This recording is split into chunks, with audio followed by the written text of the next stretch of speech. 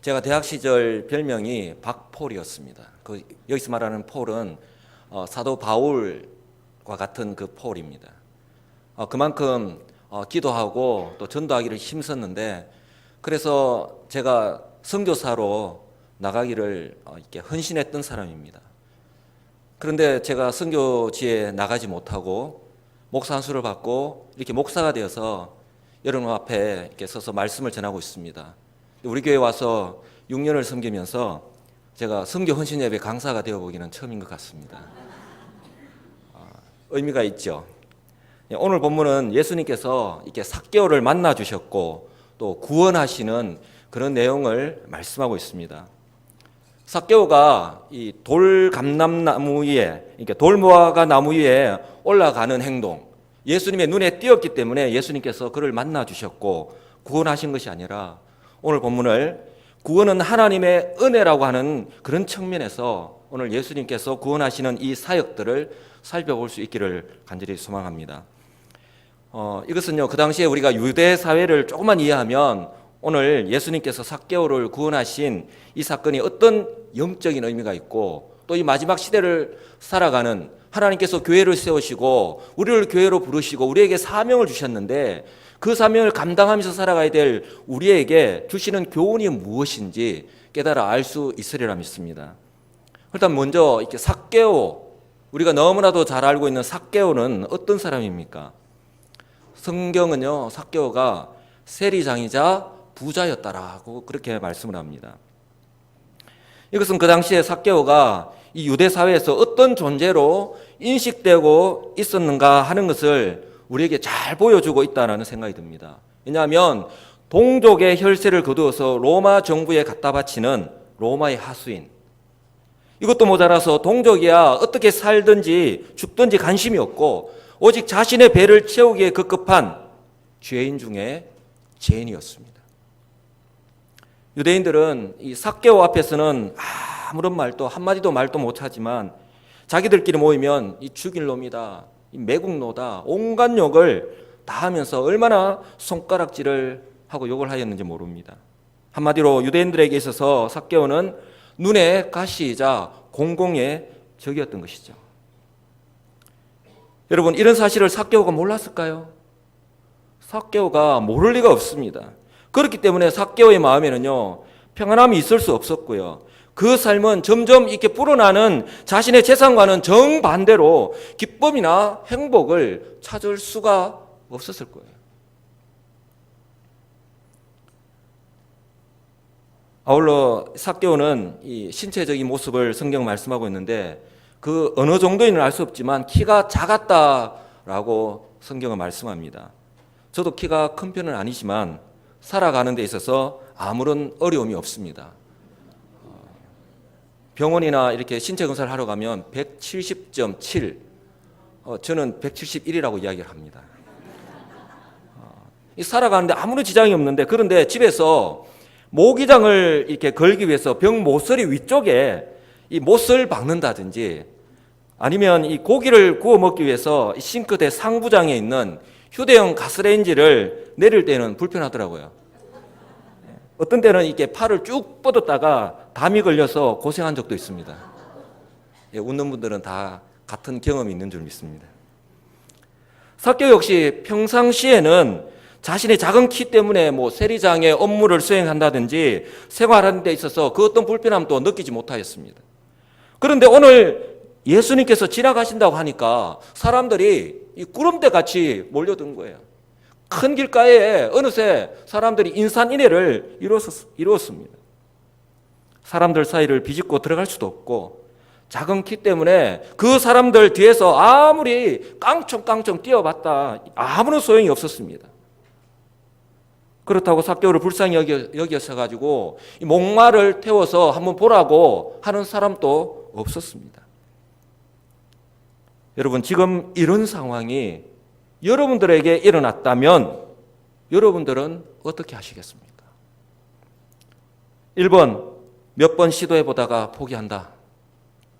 2번, 친구에게 예수님이 지나갈 때 동영상을 찍으라고 부탁하고 나중에 친구가 보내준 그 동영상을 본다.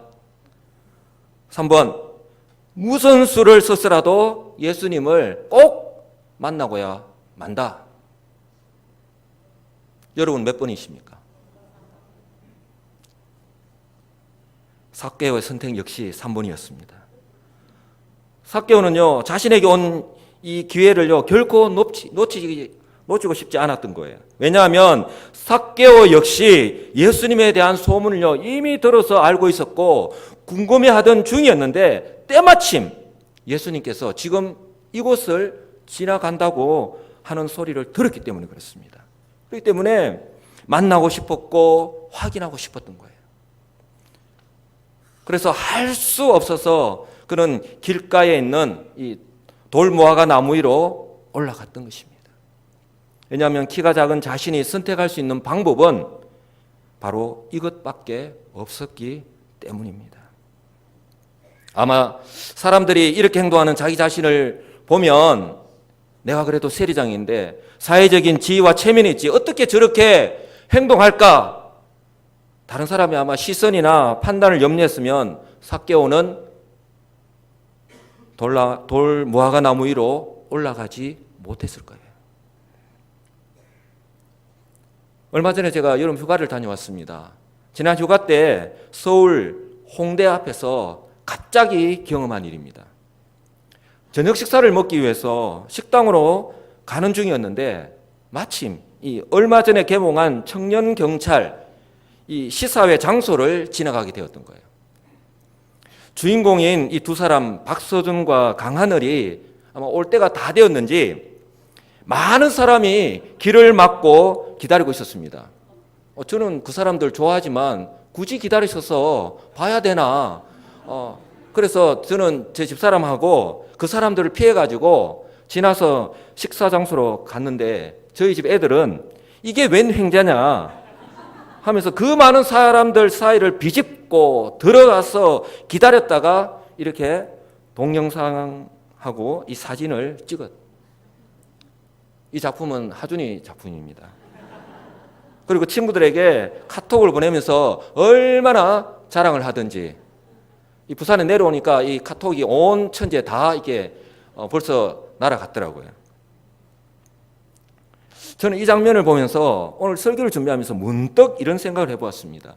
지금 예수님은 십자가를 지기 위해서 예루살렘으로 올라가고 있습니다. 그 예수님에 대한 소문을 듣고 수많은 사람들이 연도에 나와서 예수님을 한번 보려고 다양한 목적을 가지고 지금 사람들이 기다리고 있지 않습니까? 그런데 도대체 이 두 사람은 박서준하고 강하늘은 얼굴 잘생긴 거 빼고 도대체 이렇게 모여서 환호하는 사람들에게 무엇을 해주었는지 참 궁금하더라고요. 식사 한번 대접했는지, 영화 시사회에 초대권을 주었는지. 여러분, 삭개오와 같이 사회적으로 죄인이라 낙인이 찍히고 또 신체적으로 작은 키라는 불리함이 예수님께로 나아가는 데는 결코 걸림돌이 아니었습니다. 문제는 그 사람의 중심, 곧 마음입니다. 그 사람의 마음. 그 사람의 마음, 곧 중심이요. 그 사람의 행동이나 삶으로 나타나기 때문에 그렇습니다. 여러분, 여기서 혹시 한 사람 생각나는 사람이 없습니까? 저는 불쌍한 한 사람이 생각이 났습니다.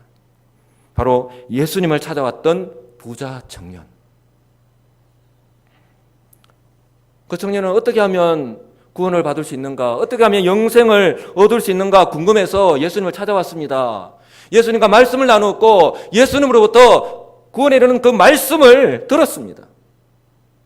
그렇다면 그 자리에서 그 청년은 예수님의 말씀에 순종하여서 그대로 따르겠다고 약속을 하고 예수님을 쫓아가야 되는 것이 정상인데, 그런데 그 청년은요, 자신이 가지고 있는 많은 재물 때문에 오히려 염려하면서 돌아갔다고 성경은 말씀합니다. 자신이 가지고 있는 많은 재물이 결코 자신의 생명과는 비교할 수 없는 것임에도 불구하고 그 청년은 재물 때문에 결국 구원의 길을, 영생의 길을 포기하고 말았던 것이죠. 지금 이 시대에도 이 청년과 같은 사람들이 얼마나 많은지 모르겠습니다. 그들은 이 청년들처럼 어떻게 하면 구원을 얻을 수 있는지 이미 들어서 지식적으로 잘 알고 있습니다. 그런데요, 그들은 오늘 삭개오처럼 주님 앞으로 나가지는 못했다는 거예요. 우리 주변에 얼마나 이런 많은 사람들이 있습니까? 지금은 너무 바빠서 교회에 올 시간이 없다고 합니다. 지금은 일하러 가야 되니까, 지금은 공부를 좀 더 해야 되니까, 지금은 남편 때문에, 지금은 시부모님 때문에 나중에 시간이 나면 그때 한번 생각해 보겠습니다 라고 이야기하지 않습니까? 여러분, 그런 소리를 들을 때 어떤 마음이 듭니까? 너무나 안타깝죠.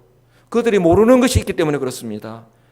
복음을 듣고 주께로 나올 수 있는 지금이, 바로 오늘이 나에게 주어진 기회이고 나의 인생에 있어서 그 무엇보다 중요하다고 하는 사실을 그들은 모르고 있는 거예요.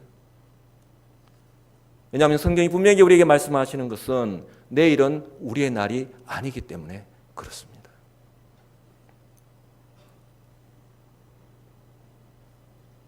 중요한 것은 삭개오의 이런 행동을 보신 예수님의 반응입니다. 여러분, 예수님의 관심은 삭개오에게 있었습니다. 아니, 예수님은 삭개오에 대해서 이미 잘 알고 계셨습니다.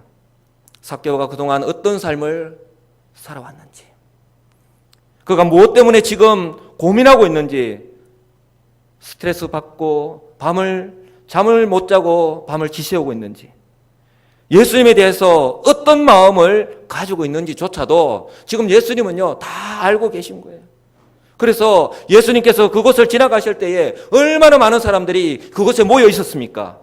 그리고 자신 좀 한번 봐달라고 지나가는 예수님을 향해서 손짓하고 발짓하고 한번 잡아보려고 얼마나 노력을 많이 했겠습니까? 그런데 예수님은요 오직 지금 돌무화과 나무 위에 있는 삭개오를 쳐다보시면서 그에게 말씀하신 거예요. 여러분, 이것이 은혜요 축복인 줄 믿습니다. 여러분, 많고 많은 사람들 가운데 하나님께서 바로 저와 여러분들을 바라보시고 저와 여러분들을 택하시고 우리를 구원해 주셨지 않습니까? 이것이 은혜요 축복인 줄 믿습니다. 여러분, 지금 예수님이 어디로 가고 있습니까? 예루살렘으로 가고 계십니다. 여러분, 그 걸음이 가볍겠습니까? 그 걸음이 결코 가볍지만은 않았을 것입니다. 왜냐하면 그 걸음의 끝에 십자가가 기다리고 있다고 하는 사실을 예수님은 이미 알고 계셨기 때문에 그렇습니다. 이것은 마치 병원에서요, 당신에게 지금 남은 시간은 이제 5일밖에 남지 않았습니다. 이런 사형 선고를 받은 것과 똑같은 상황이라고 할 수 있는 거예요. 이제 나에게 남은 시간은 불과 5일밖에 없습니다. 이제 저와 여러분들에게 남은 시간이 불과 5일밖에 남지 않았습니다 라고 하는 사형 선고를 받았습니다. 만약에 여러분이 지금 예수님과 같은 상황에 놓여져 있다면 그 심정이 어떻겠습니까? 하나님, 왜 저입니까? 하나님, 왜 많고 많은 사람들 가운데에 왜 저입니까? 제가 얼마나 믿음으로 살려고 몸부림치고 발버둥치고 그렇게 믿음 생활을 해왔던 것 우리 주님 잘 아시지 않습니까? 왜 꼭 저에게 이런 일이 일어나야만 하는 것입니까? 현실을 부정하고 싶고 하나님을 원망하면서 눈물만 하염없이 흘리고 있을 수도 있습니다. 부활의 소망이 있고요, 천국에 간다는 믿음이 있습니다. 그럼에도 불구하고 막상 죽는다고 생각을 하니까 마음이 불안하고 떨리고 두려워서 아무 일도 손에 잡히지 않는 거예요.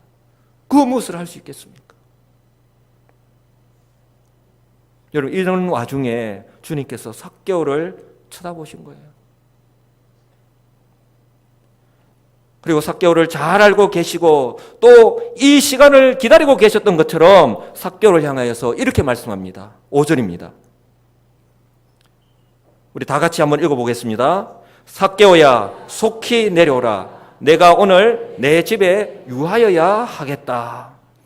여러분, 이 말씀을 보면요, 예수님께서는 이미 여리고로 지나가실 때에 비록 이 바쁜 일정이긴 하지만 삭개오를 만날 계획을 이미 가지고 계셨다 하는 것을 알 수가 있습니다.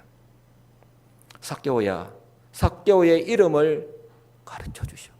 부르시면서 속히 내려오라고. 내가 오늘 너의 집에 들어가야 되겠다고 그렇게 말씀하십니다. 여러분, 예수님이 누구십니까?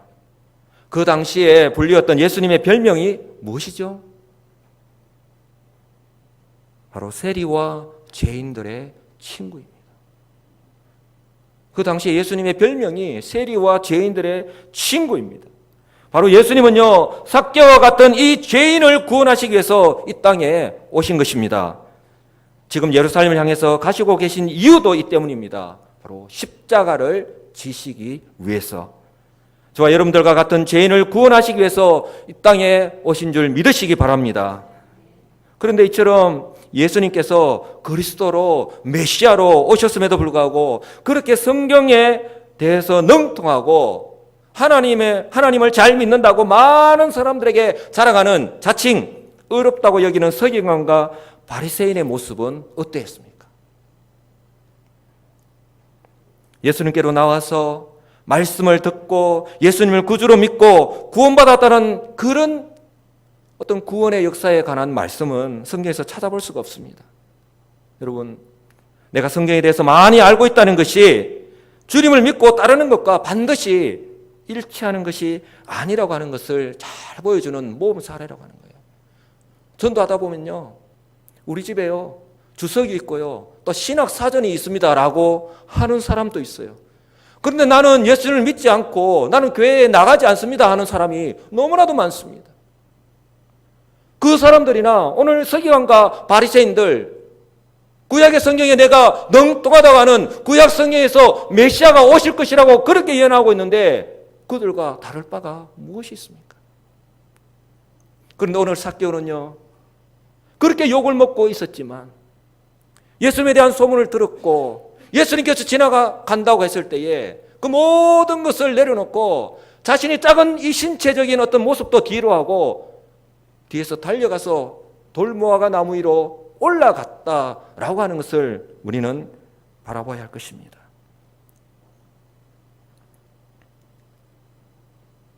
이런 그들을 향하여서 예수님께서 이렇게 말씀하셨죠. 마가복음 2장 17절입니다. 건강한 자에게는 의사가 쓸데없고 병든 자에게라야 쓸데있느니라. 나는 의인을 부르러 온 것이 아니요 죄인을 부르러 왔노라. 세리와 죄인들의 친구 되시는 우리 주님, 최초로부터 지금까지 그 누구도 고치지 못한 죄로 인한 심판이라고 하는 불치병을 치료할 수 있는 유일한 의사가 오셨음에도 불구하고 그들은요 알아보지 못하였고 오히려 그 의사를 죽이려고 하는 어리석음을 범하고 있는 것입니다. 성경적인 지식은 많으나 또 영생에는 관심은 있으나 정작 그 성경의 말씀을 믿지도 못하고 또 구원자가 되시는 예수 그리스도를 믿지도 못하는 것이 그 당시 유대인들의 모습이었고 바로 이 마지막 시대에 사람들의 모습과 매일반이라고 하는 것입니다. 여러분, 예수님께서 삭개오의 집에 유하야겠다고 말씀하셨습니다. 무엇을 의미하시는 것이죠? 삭개오가 신방을 요청하기도 전에 예수님께서 먼저 내가 너희 집에 신방을 가야겠다라고 지금 말씀하시는 거예요. 여러분, 이런 경우 어떻습니까? 기쁩니까? 감사합니까? 아니면 당황스럽습니까? 솔직하게 좀 부담스러우시죠? 부담 안 스럽습니까? 교회에서 말씀하셔도 되는데 왜 굳이 꼭 집에까지 오신다고 저러시지? 이제 어떡하지?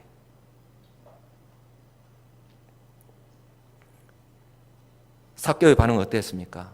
성경은 한결같이 절구했다고 말씀합니다. 마음이 기쁨이 넘쳤습니다. 예수님을 이렇게 만난 것만 하더라도 너무나도 감사한데 그 주님께서 지금 죄인인 온갖 사람들이 다 욕을 하고 있는 자신의 집으로 지금 오신다고 말씀을 하고 있기 때문에 그렇습니다. 조금 더 주저함이 없이 지금 예수님을 영접하고 있는 삭개오의 모습, 바로 이런 모습이 저와 여러분의 모습이 되시기를 주의 이름으로 간절히 축복합니다. 이렇게 삭개오는요 갑자기 예수님의 신방을 받았습니다. 말 그대로 마음의 준비를 할 사이도 없이 집 안 청소도 할 시간도 없이 대접할 음식도 준비할 여유도 없는 상태에서 예수님의 신방을 받게 된 것입니다. 그런데 삭개오의 모습을 보면 조금 더 당황해하거나 불편해하는 모습은 그 어디에서도 찾아볼 수 없습니다. 심지어 지금 밖에서는 지금 수근수근거리고 난리 났습니다. 그런 모습 조금도 아랑곳하지 않고 오로지 예수님께만 집중하고 있는 삭개오의 모습. 이것이 은혜요 복인 줄 믿으시기 바랍니다. 바로 이것이요 이 마지막 시대에 정말 믿음으로 살아간다고 하는 저와 여러분들의 모습이 되시기를 주의 이름으로 간절히 축복합니다. 오늘 삭개오의 집에서 이런 놀라운 은혜의 역사가 나타났습니다. 죄인의 집에서 예수님이 계셨고 천국 잔치가 열렸습니다. 여러분 주님께서 계셨습니다. 주님께서 복음, 즉 구원의 말씀을 선포하셨습니다. 그리고 그 자리에서 놀라운 회개의 역사가 있었습니다. 이렇게 주님을 만난 삭개오, 주님의 말씀을 들은 삭개오가 주님께 이렇게 고백을 합니다. 8절입니다. 주여 보시옵소서, 내 소유의 절반을 가난한 자들에게 주겠사오며 만일 누구의 것을 속여 빼앗은 일이 있으면 네 갑절이나 갚겠나이다. 회개의 역사가 일어났습니다. 회개의 역사가 일어났습니다. 어쩌면 이것이 그렇게 욕을 얻어먹으면서도 자신을 지탱해 주었는지도 모르는데 자신의 자존심보다도 더 귀하게 여기는 재물을요 가난한 자들 위해서 기부하겠다고 그것도 반을 딱 잘라서 지금 내어놓겠다고 그렇게 말씀을 합니다.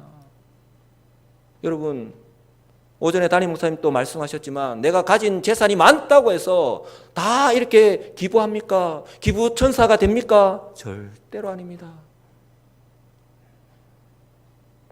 그리고 자신이요 세리장이라고 하는 지위를 이용해서 불법 이득을 취한 것이 있으면 4배나 갚겠다고 지금 고백합니다. 율법에서는 갑절로 배상하라고 출애굽기에서 말씀을 하고 있는데 그것에 배로 갚겠다고 지금 말씀을 하고 있는 거예요.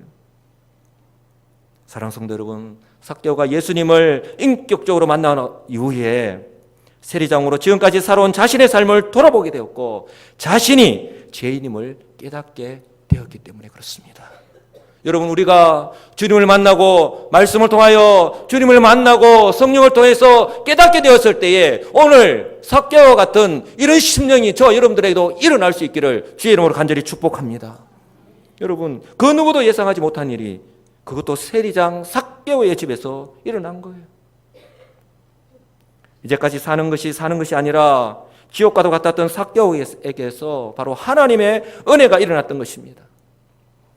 동족 유대인으로부터 참기 어려운 욕도 받고 사람 취급도 받지 못한 채 죄인으로 살아갈 수밖에 없었던 세리장 삭개오에게 이런 하나님의 은혜의 역사, 구원의 역사가 일어났던 것입니다. 9절 예수님의 선포하시는 말씀을 보시기 바랍니다. 오늘 구원이 이 집에 이르렀으니 이 사람도 아브라함의 자손이미로다. 예수님께서 선포하신 거예요. 주님께서 직접 구원받은 하나님의 자녀라고 지금 선포하고 계신 것입니다.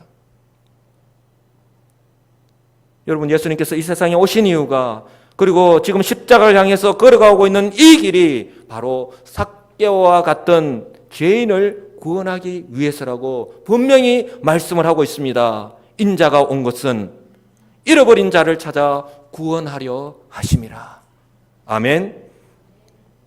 오늘 삭개오가 주님으로부터 받은 이 구원의 복을 바로 저와 여러분들이 하나님의 은혜로 받아 누리고 있음을 믿으시기를 주의 이름으로 축복합니다. 아울러요 이것이요 저와 여러분들이 전해야 할 복음이고요 또한 주님께서 교회에 맡기신 사명인 줄 믿으시기 바랍니다. 사랑하는 성도 여러분, 예수님께서 지금 예루살렘을 향해서 가고 있는 것이 바로 이 거룩한 사명 때문입니다. 예수님은 당신께서 걸어가고 계신 이 길의 끝이 십자가의 죽음이라고 하는 사실을 너무나도 잘 알고 있습니다.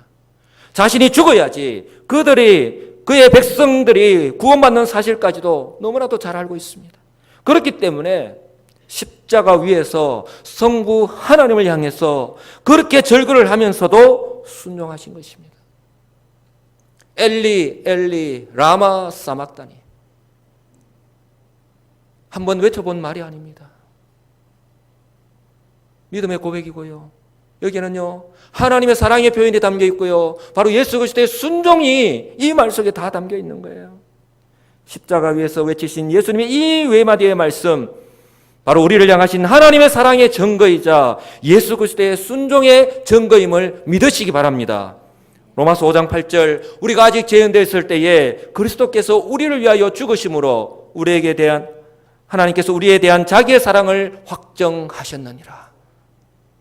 사도행전 4장 12절, 다른 이로서는 구원을 받을 수 없나니 천하 사람 중에 구원을 받을 만한 다른 이름을 우리에게 주신 일이 없음이라. 사랑하는 성도 여러분, 저와 여러분이 누리고 있는 이 구원이 값없이 그냥 주어진 것이 아니라고 하는 사실을 꼭 믿으시기를 간절히 소망합니다. 이 세상에 정말 귀하고 중요한 것이 얼마나 많이 있습니까?